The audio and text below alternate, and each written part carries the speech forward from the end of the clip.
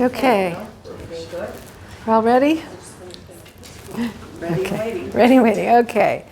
Okay, this week is Parshas Re'eh, which means see. And God starts it by saying, see the blessing that I'm going to be giving you and the curse. See the blessing and the curse. Hello, welcome. No problem. During World War II, yeah, we just started. Have a seat. Welcome. During World War II, there was a rabbi who was in London, and he was told that there was going to be a bombing, so there's a complete blackout. Everyone has to do complete blackout, close your lights, no lights at all, because they don't want the enemy to see where they should be bombing. So he had a dilemma. He wanted to study Torah. He used to study Torah at night.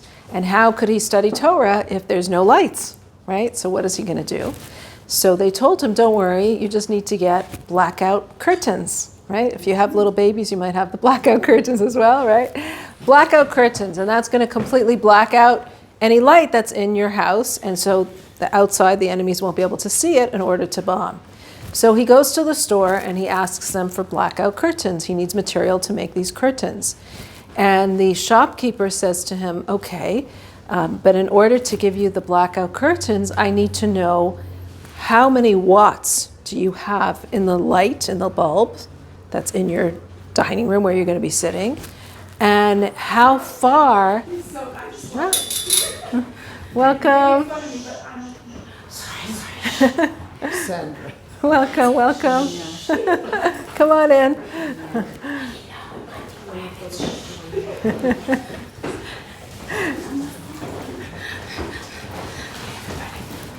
Welcome. Welcome.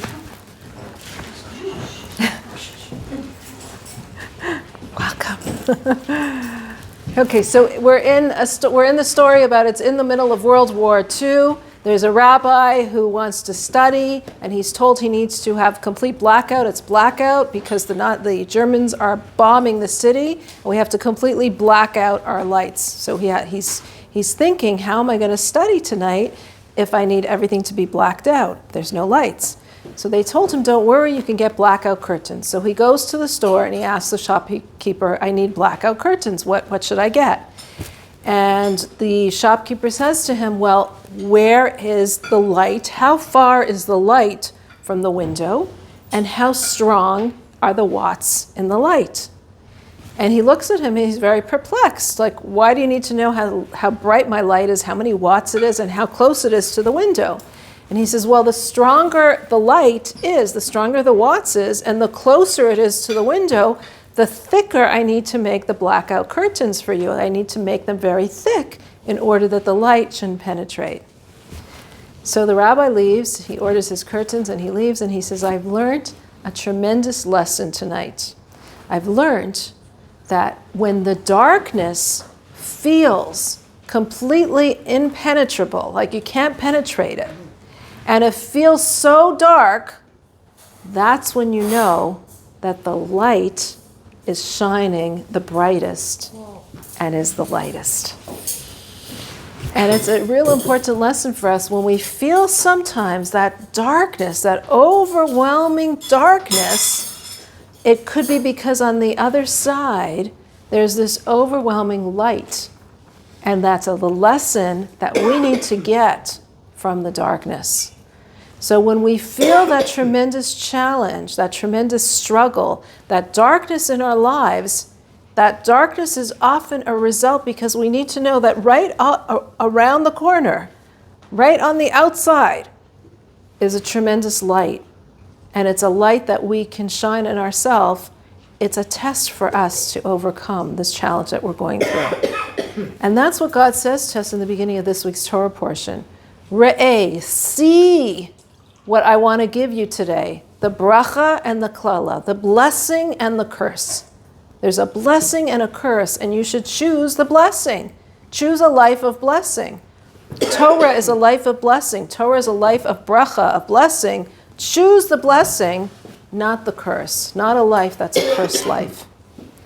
Now, in order to see what is there, though, Like my father always, who needs a refuah shlema, David ben Sarasasha, he always would say to me, every time he would bench me, Rosh Hashanah, or any time of the year, he would give me a blessing. He would say, he blesses me with all these good things. He says, Bachana, the biggest blessing is that you should be able to see the blessing in your life. The re'eh, see it. And that's true. The biggest blessing in our lives, and he just said this to me like a week ago, the biggest blessing I can give you is that you should be able to see the blessing in your life. Because we can have so much blessing in our lives, but if we don't see it, there's no point in having the blessing. So we do all have so much blessing in our lives, but do we see the blessing? Do we actually feel and realize the blessing? And in the moments when we don't have that blessing, in the moments when we feel what we have is the klala, the curses, we need to remember that there's a light, there's a reason for why it's happening. Now, why would we have klala? Why would we have curses in our lives? Why did God create the opposite of blessing? Why did God create evil at all? There should be only goodness, only something positive, and nothing negative, no challenges, no struggles. Why do we need that evil in this world? Oh, why do you think so? To appreciate the good. To appreciate the good. That's a great reason. Source of growth. A source of growth. How do we grow from it? To overcome. To overcome. How do we overcome it? Seeking out how to problem solve and the faith. Exactly. So it gives us the ability to choose the good. It gives us the freedom of choice. If we wouldn't have freedom of choice, if there would be no choice. If everything is good and there's no temptation, there's no negativity, there would be no choice. And if we would obviously see the good every time we choose good, and every time we do a mitzvah, we see the result and we see, oh, this is wonderful, everything is great, our life is completely aligned, and we feel the godliness in our lives, there would be no choice. So in order to have free choice, God has to give the klala. What is the klala? What is the curse? The curse is really the hiddenness of God. When we don't feel God's presence, when we don't feel godliness in our world, when we don't feel the blessing in our lives, that is what a curse is. So in order to give us the freedom of choice, God has to give the evil and the negativity as much power as the positivity, because otherwise there wouldn't be freedom of choice. Otherwise it would be obvious what we would be choosing. But in order to make us choose good, in order to have that growth process in choosing good, God has to create the opposite of positivity, the hiddenness of God, and in this way we can choose the good. So God gives us this choice, and this choice is there in order for us to grow as a result of it. There's a metaphor told of a king who wanted to test the resolve of his son. So he hires this prostitute to test him. And he tells her, try to do everything to see how strong my son is. And when she comes back and says, I failed, I couldn't get him to do anything, the king is rejoicing. You didn't fail. Yeah, I'm telling you to do your job. I'm telling you to try as hard as you can. But you failed? That's amazing. So this klala that we're talking about, in Judaism, we don't believe that there's anything anti-God. Some religions believe there's this anti-God, which means that there's this power that on its own that goes against God, that God didn't create almost. We don't believe in that. We believe everything in our world is created by God. So even things that are bad are created by God. But it's not so much a creation of God, it's a hiddenness of God. It's that God is saying, I'm hiding my face from you. I'm no longer apparent in your life, and this is what gives the potential for negativity and for evil. When we realize that evil and negativity and challenge and struggles are only the hiddenness of God, only there in order to help us to choose good, then the power of the evil becomes so much less. It's like we take a needle and we just pushed it into a balloon. The whole thing deflates. When we realize that evil and negativity does not have a power on its own, we've just deflated the whole evil and negativity. Because we realize that the whole power of the negativity is just there for me right now to make a decision, to test me. And later on in this parsha, it says, God is testing you. And the word for test is actually the word minasa, which also means linasot, to elevate. So the purpose of God testing us is simply in order to elevate us, to make us stronger, to realize that we have a power that we never realized that we have. We have a power and ability within us that we never understood was there. It's like, I'll give you an example. There's, a friend of mine whose child was not well and had a terrible, terrible disease. And when the child recovered, she was asked to speak for the organization that helped her with going through, helping her with her whole situation, going through it, and gave her a lot of practical advice and help throughout. And she was very introverted. She really didn't want to speak. She didn't want to do anything, but she was asked by this organization to speak for them. And she was in a dilemma. Here I owe this organization so much. They helped me so much. But there's a part, like, I'm shy. I don't like to get up in front of a big crowd and speak. And she was able to do it, though. Why was she able to do it? She decided, I'm going to do it. What made her able to do it? She found within herself a deeper reservoir of strength that she didn't know she had. But this reservoir of strength came out specifically because of the challenge that she had gone through. So the challenge revealed deep within her a certain strength that she had no idea that she had. And often when we find that strength keeps going. It's like in a relationship. A husband and wife are in a relationship. They have an argument. They have a challenge. They have a difficulty that they're going through. When the relationship survives that, they can be stronger because they found this inner reservoir that helps them to bond, to keep together, that helps them to find this, to overcome this challenge that they're going through and to connect with each other on a deeper level. It's like you sometimes hear like a child gets run over by a car and the mother lifts up the car.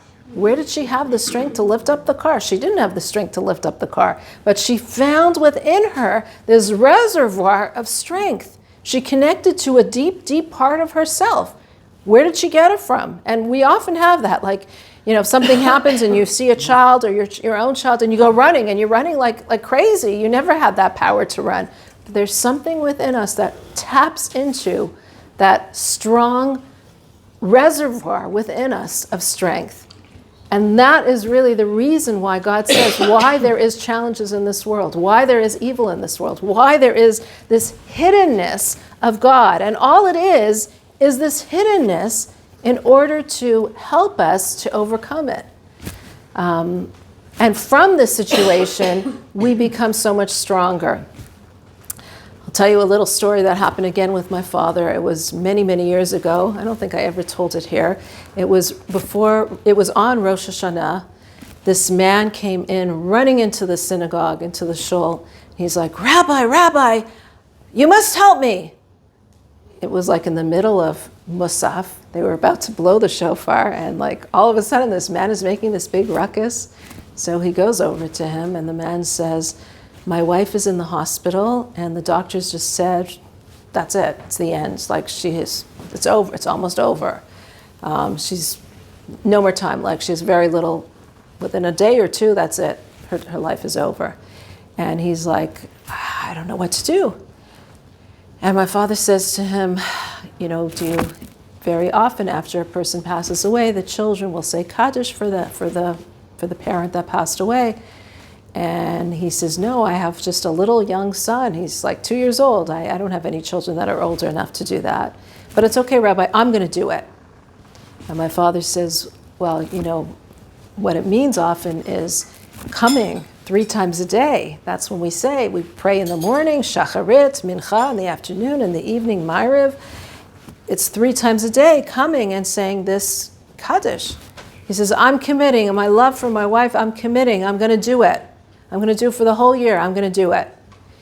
And he says, well, often before we do it, we also, especially by shacharit, we usually put on tefillin. We wrap tefillin before we do it. And the man says, again, I'm committing to do it.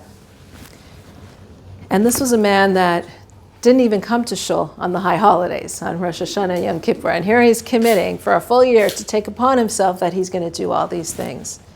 So my father says, obviously God really wants a relationship with you. He wants a connection with you.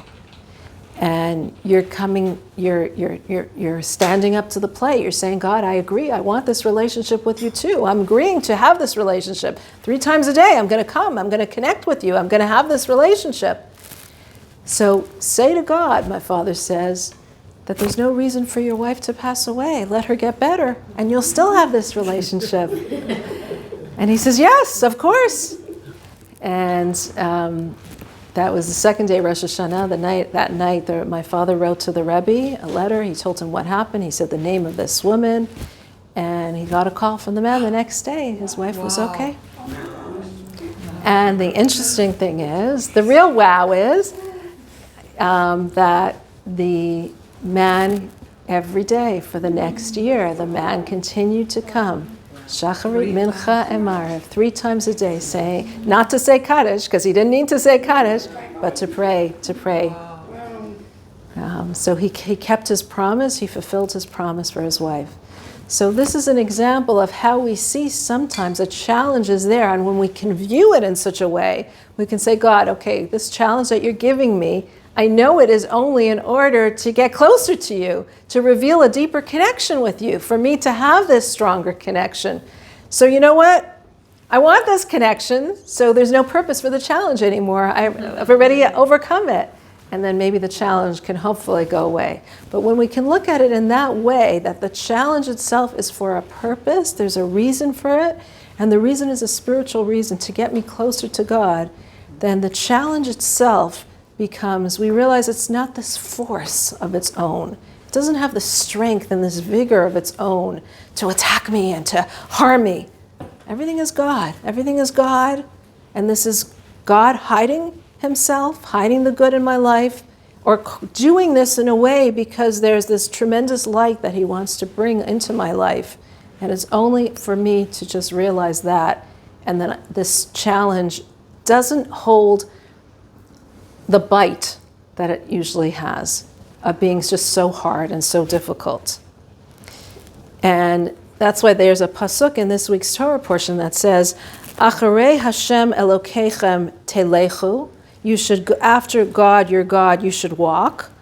Ve'oso tira'u, and him you should fear. Ve'et mitzvasav tishmeru, and you should keep his mitzvot.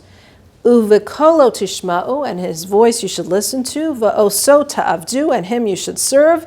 Ubo tidbakun, and together you should cleave to him. And the commentaries say, why does it say acharei Hashem, after God you should walk? The word acharei Hashem also means the back of Hashem. It's almost like, the commentaries are saying, it's almost like God is turning his back to this world or to us. Because God is so full of light.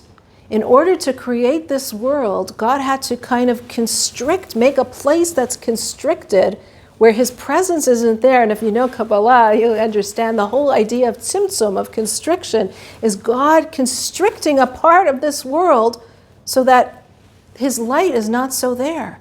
Because if the light is so obviously there, there is no world. There's only God.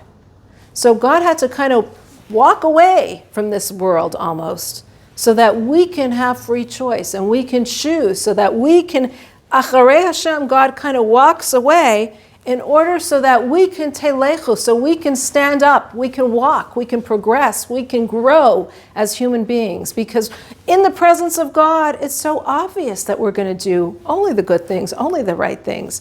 But this gives us the freedom of choice. And when we do that, then we can create a situation where we fear, we keep the mitzvot, we fear God, we love God, we're in awe of God, we love God, we listen to His voice, and we worship Him, we serve Him, we actually do things, and then we cleave to Him, we're connected to Him. And on a psychological level, if we take the same verse, we can understand it, is when we realize, Acharei Hashem, that there's a God in this world who's directing everything, that things don't have a power on their own. When we realize that there's a God, there's a ruler, there's a master who's directing everything, then it gives us the ability to grow, telechu, to walk, to grow as individual people. It gives us the ability to progress, to move. When we can move, we then have the ability in our relationships to have fear and love. Fear is boundaries, and love is connection. So in order to grow in our relationships, first of all, we need to know that there's a God, there's a ruler, there's a master in this world who created this world. We can then have the confidence to move forward and create boundaries so that we can create love and connections. And only when we can do that, we can then help another person. We can listen to listen to the voice of another person, have the sensitivity to hear another person, and then do for them. And once we've done for them, we have this cleaving, this actual relationship. That's the point of that's the purpose, really, of what we're here for in this world. Now, so far we've been saying that there's a spiritual perspective to this world. Things are not just the physical. There's a spiritual perspective behind it and beneath it.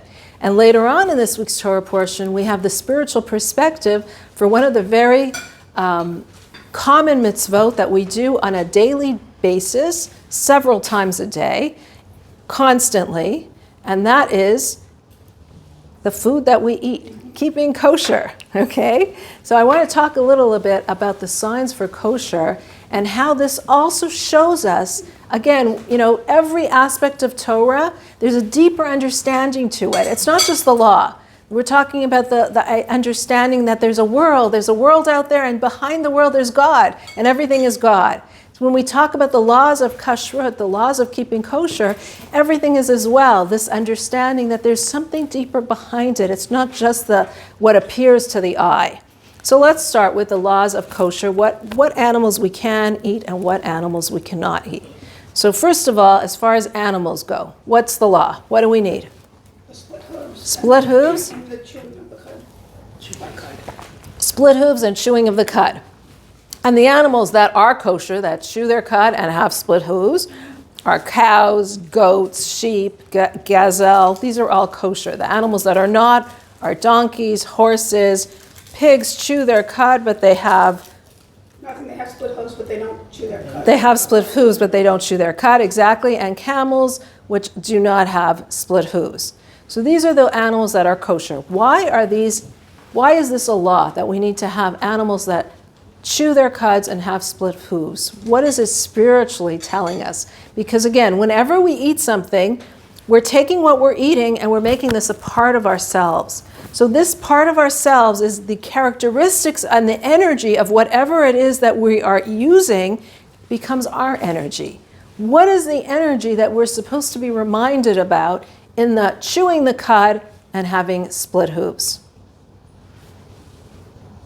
I think the chewing, from what I remember, I think that the chewing of the cud it's because you do it again, it's like taking like a second look at something before, right? Yeah. Okay. Excellent, very good, yes. Yes.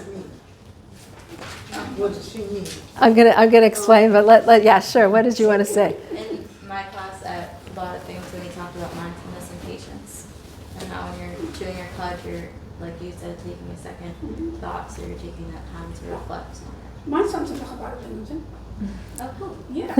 You know him. We can talk with Yeah. Cute. Exactly. Chewing our cud means that you're thinking things over. You're chewing. When animals chew their cud, it means they regurgitate their food. So they chew it. Even when we say the expression "chewing something over," means thinking about it again, chewing it over, not reacting instantaneously. You know, sometimes we feel so much full of emotion, anger, or rage, or whatever it is. Chew it over, think it over. You know, maybe it's not, you don't have to react so instantly. Think about it. Let it sit. Let it chew it over. Right away we accuse someone. Chew it over. Think about it. Maybe they're not so at fault. Maybe there's a reason for why they acted. Chew things over. And that's what we're trying to remember in the chewing of the cud. The split hooves. Yeah. Split hooves. Why split hooves? Split hooves means you're split and you're open to another perspective, to a perspective outside of yours. When you're closed, you're closed. You don't want to hear anything. When you're split, it means you're open to hear some other perspective, some other way of looking at things. You're opening yourself up to be sensitive to another person, to see maybe there's another way of looking at things rather than my closed perspective. That's as far as how we look at others. As far as ourselves, when it's talking about split hooves, it's split in two. And the two is supposed to indicate positivity and negativity, good and bad, choosing, discerning, being a discerning person who decides between good and bad. And the two also represents ahava and yira, love and fear, or connectivity and boundaries. Again, how we relate to others. There are times when we need to set the boundaries in our lives, and there are times when we can connect and feel that love for another person.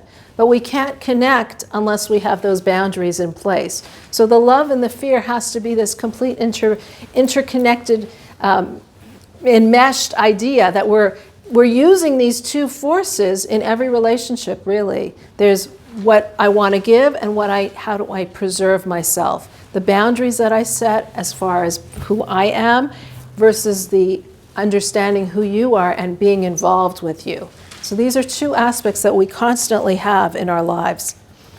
Okay, next, the fish. What's the sign of kosher fish? Fins and scales. I didn't know. Fins and scales. Now the scales are what protects the fish. It's the protective armor. It's what protects the fish. And this reminds us to protect our standards, that we need to have standards in life, and we need to have that integrity that we preserve it and we protect. The fins propels the fish forward. It moves it forward. It's what the fins do that helps it move forward. So the fins represent ambition in life, moving forward, using life, using our skills in this world. Now the Talmud says that all fish that have scales also have fins. But some fish with fins do not have scales. Meaning when we can have, and what does this mean? And also then, if this is the case, then why doesn't the Torah just say scales? Because all fish that have scales also have fins. So why do you need to even mention the fins? But the Torah is trying to tell us something very important here.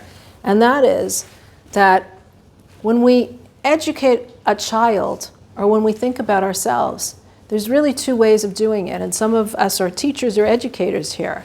When we're into education, are we working to educate to teach the child how to have a meaningful life, or to teach the child specific skills? Are we teaching them how to get ahead in life? Or are we teaching them a certain level of integrity of who they are? Are we teaching them this confidence to be who they are? Or are we teaching them how to maneuver in this world? And the Torah is telling us the scales are more important. It's more important to first focus on who you are, the integrity, your standards, who you are as a person. The ambition part will follow. You want to teach a child skills? That's important, of course. But first teach the child morality, who they are, what their purpose in this world is. And sometimes in schools we focus on the opposite. We focus so much on teaching the skills and we forget about teaching the integrity, who they are, the morality of who they are, why they're here, why we're in this world. In fact, in some schools you're not even allowed to talk about why you're here. You're not allowed to mention God in this world. So we're missing the scales. And the Torah is telling us, first focus on the scales. All the fins will come. If you focus, if the child knows who they are and their standards, the skills will follow.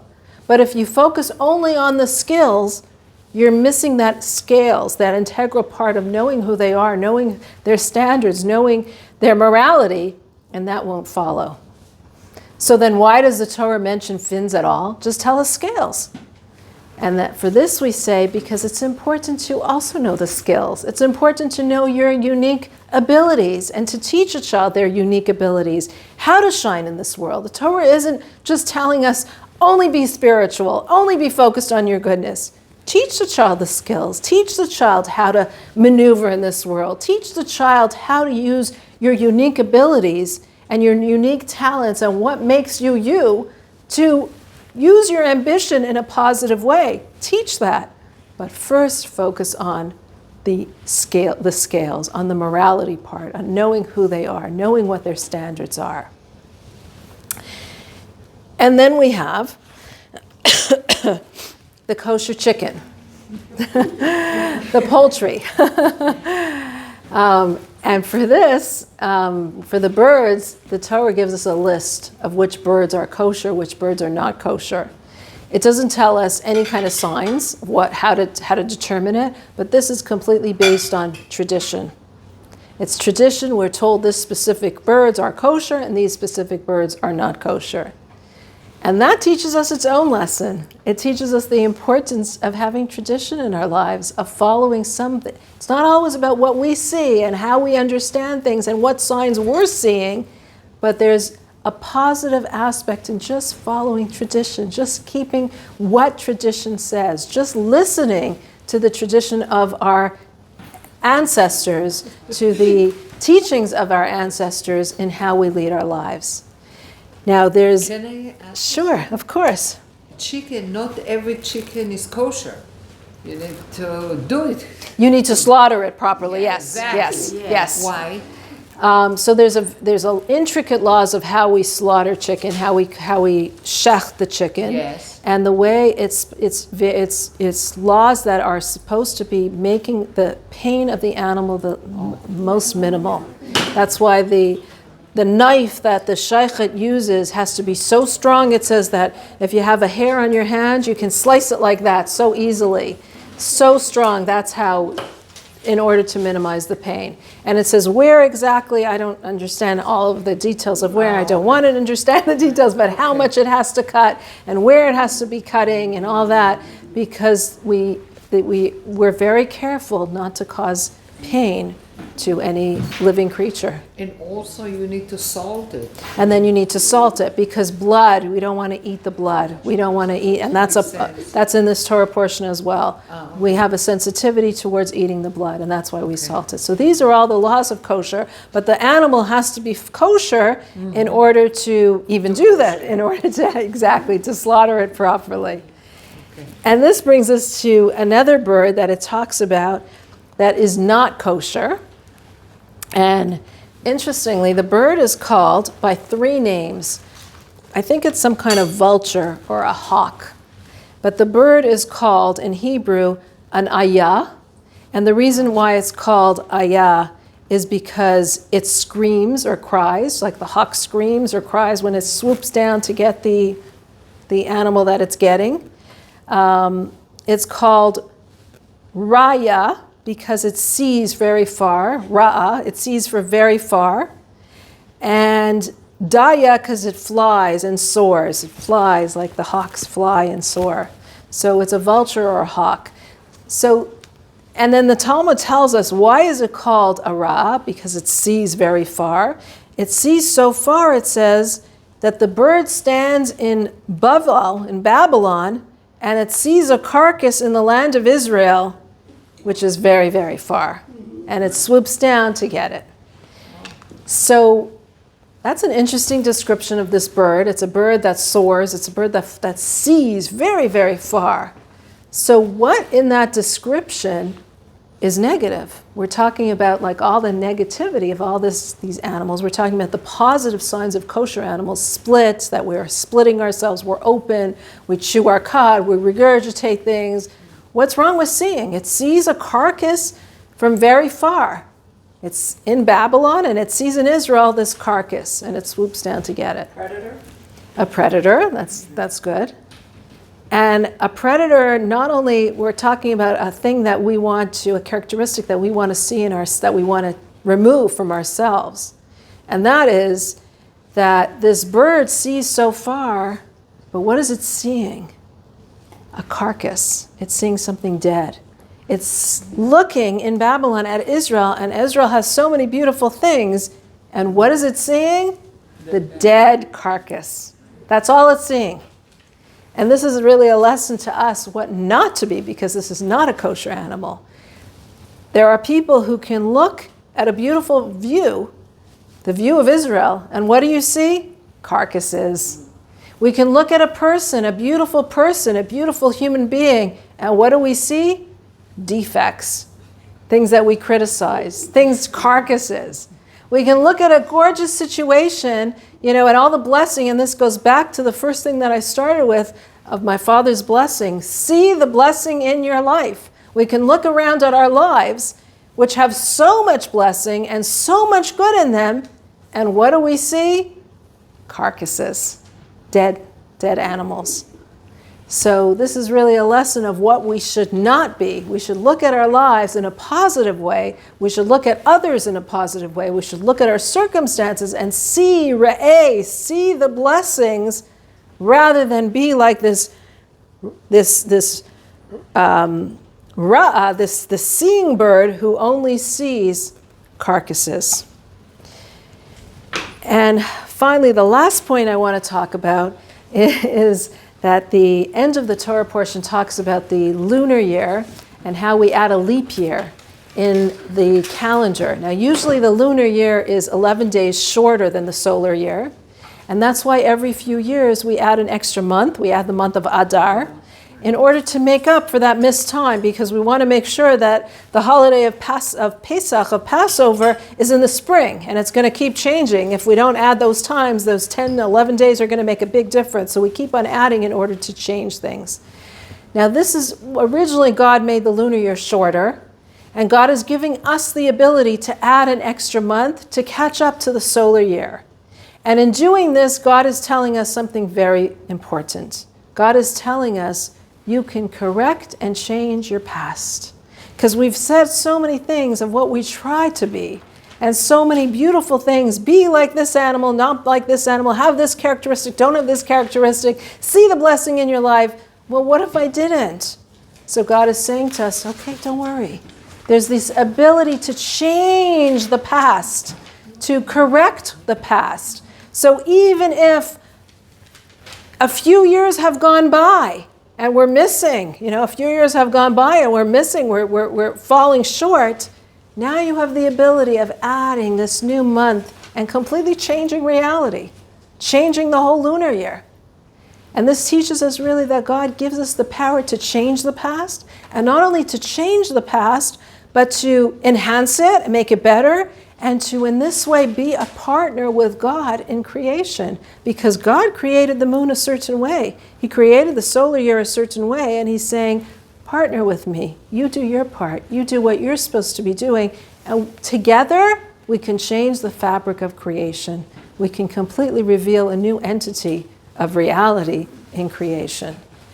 And this is appropriate because this parsha is often read right before the month of Elul, which is what we're going to be doing. Not after Shabbat, we'll be blessing the new month in that Shabbat. And the month of Elul is the month where we do change our past, where we look back at our past. We look back at the last year and we say, how can we have a better year? How can we change things? How can we correct the past? And by going back, not only do we correct it, but we enhance it. We make it even better. And this is the month that God is saying, come and choose the blessing. Choose the blessing in your life. So this parsha of Re'eh is full of seeing the good in our life, seeing the good in our world, realizing that the light is shining. You know, if it feels like it's dark, it means that the light is right around the corner. It's right there. It's right behind it.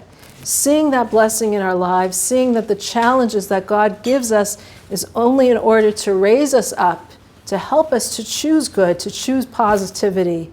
And even the symbols of the kosher animals are there again in order to help us, to make us sensitive to these qualities and characteristics that we want within ourselves.